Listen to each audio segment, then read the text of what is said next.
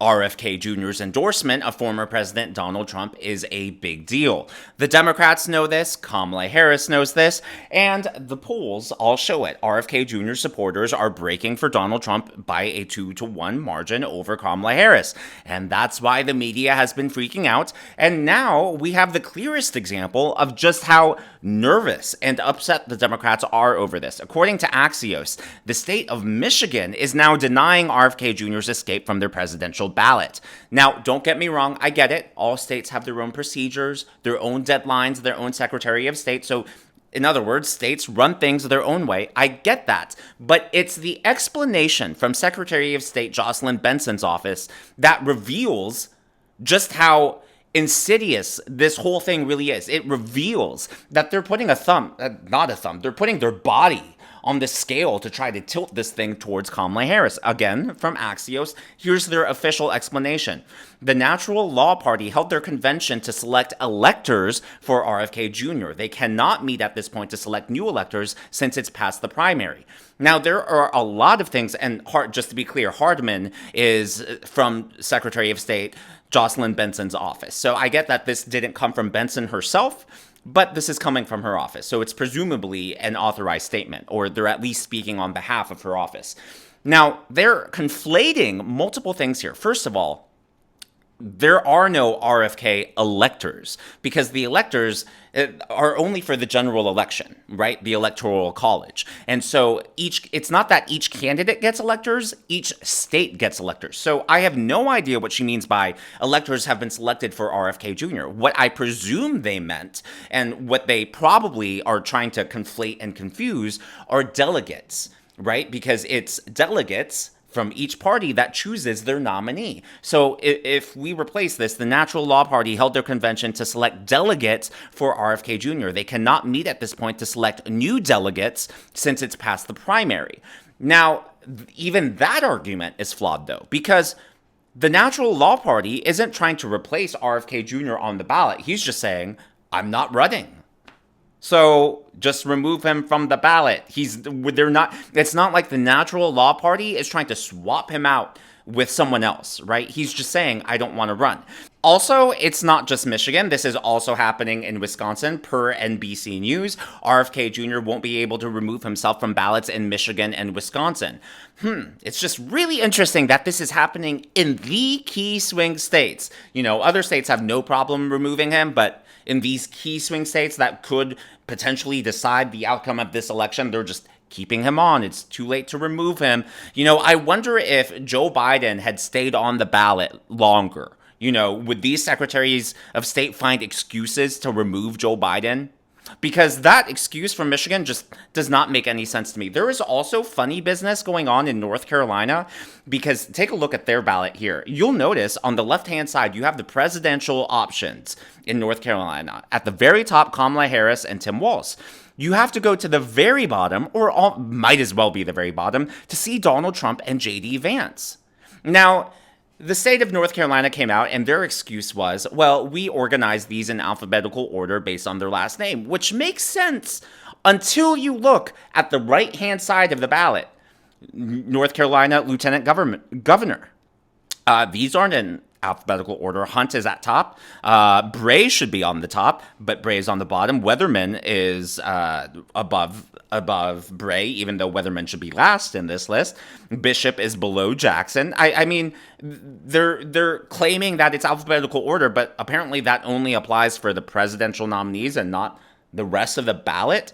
I mean, your order on the ballot really could impact the outcome of these races, especially for low information voters. And I'm not trying to insult voters, but I'm talking about people, you know who they are, the ones who are so busy trying to take care of their families. They're so busy trying to make a living, trying to put food on the table, that they don't have the luxury. They don't have the privilege to be as tuned into politics as we are. I think that's just really unfair, and that's really insidious for them to be doing that on their ballots. And if you have any doubt that the Secretary of State, Jocelyn Benson, is playing games in Michigan, take a look at this threat that she issued. If someone were to violate the law and not certify the election at the local level, we will come for you. So any local certifier thinking of skirting the law and not certifying the vote, don't even think about it because we'll get.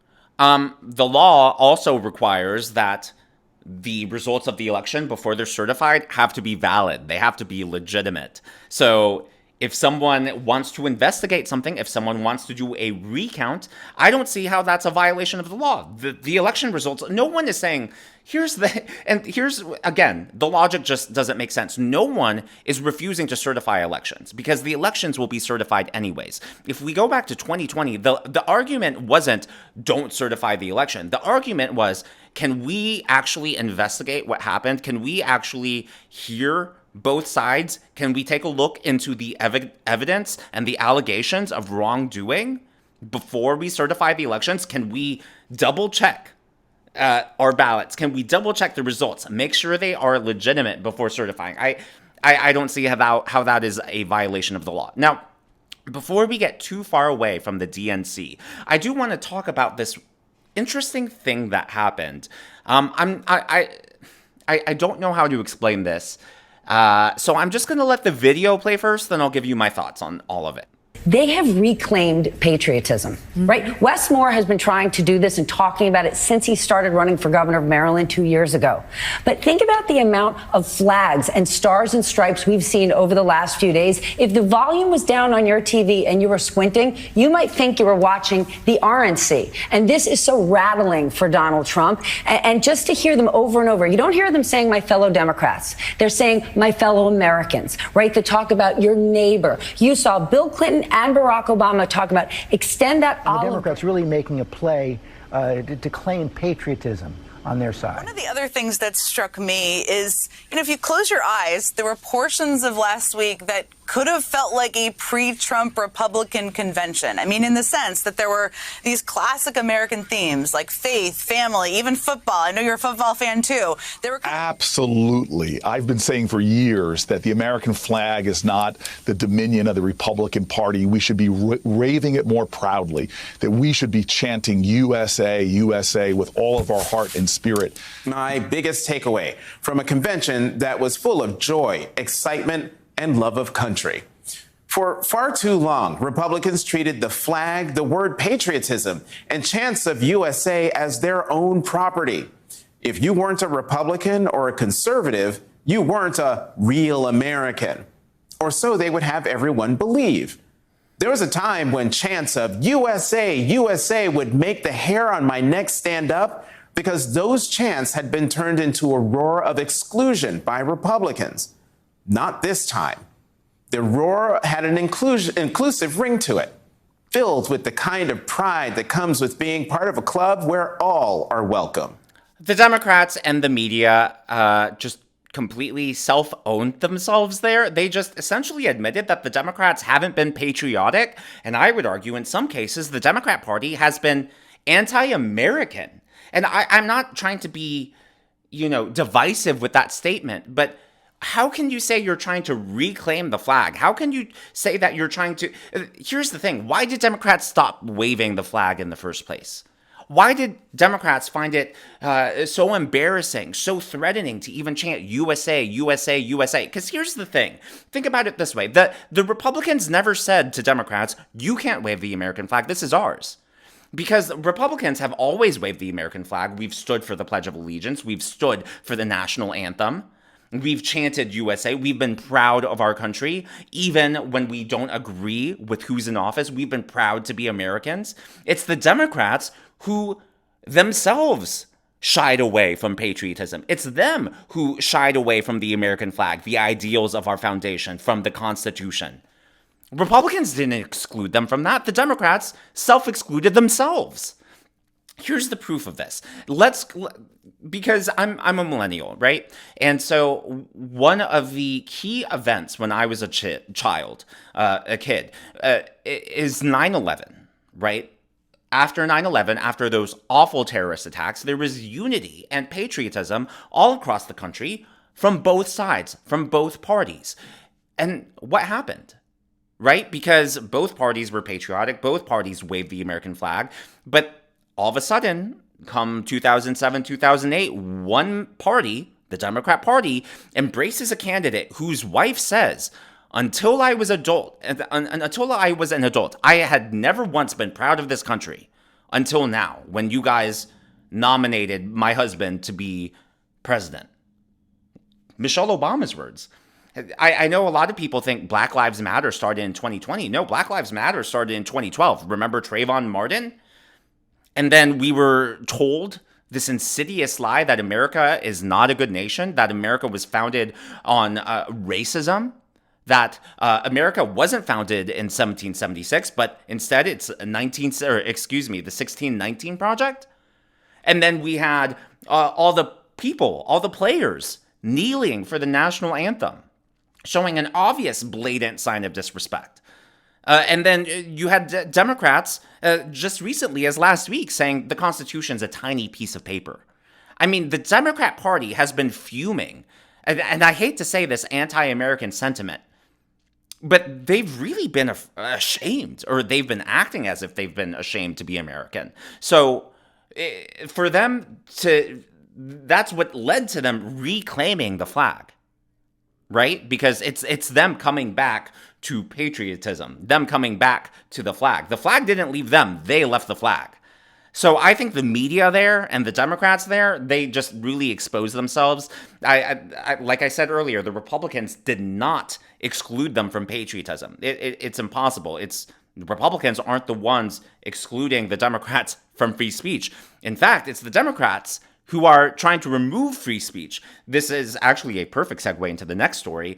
In Arizona, a mayor of a small town had a woman arrested because she exercised her right to free speech to ask questions during an open town hall meeting. And they arrested her in front of her daughter. I'm just going to let this play without any commentary. Numerous public records requests that I have open right now that are, quote, pending legal review that I am entitled to request. I've got to interrupt you here because... Okay, are you going to stop the timer? This is the public meeting forum that you agree to when you speak, and I want to read this to you, that there are oral communications during the city council meeting may not be used to lodge charges or complaints against any employee of the city or members of the body, regardless of whether such person is identified in the presentation by the name or by any other reference that tends to identify him or her. That's all fine, well and good, but that's a violation of my First Amendment rights. So this is your warning, okay? Warning for what? A warning for attacking the city attorney personally. This is all factual information. It doesn't matter. You're violating my First Amendment rights. This is what you agreed to when you first speaking. This is the form. It is unconstitutional, Mayor Hall. Well, it's not unconstitutional. It is. And if you're the Supreme Court has upheld. I could get up here and I could swear at you for 3 straight minutes, and it is protected speech by the Supreme Court. It is. No, you can't. Why don't you look at case law? No, you can't. I can. So if you want to be also the chair is engaged in debate. So point of order. Do you want to be escorted out of here? Do you want to be escorted out of here? You're violating my First Amendment rights. Talking. You are violating my First Amendment rights. That's your opinion. It's not a matter of opinion. Do you want to be escorted out, Ms. Massey? Because that's what's going to happen. And it's going to happen in the future also. Anytime you attack That's why you changed the rules. Or any That's why you changed the rules. This has been on the back of this form. I understand, Mayor Hall, but that is completely unconstitutional. No, it's You're not. Also engaging in debate, and so you should actually be yielding the floor to somebody else managing. Chief, could you have somebody come down here and escort Ms. Massey out? Really, is that necessary? Chamber? Yes, I think it is. In front of my 10-year-old daughter, you're going to escort me out for expressing my First Amendment rights. She can go with you. I'm not leaving. Well. I'm expressing my first. Do not touch me. Do not put your hands on me. You just step out with me. Do not put your hands on me. Come on out. Do not put your hands on me. Come out with me now before you get arrested. Do you understand? Are you detaining me? Yes.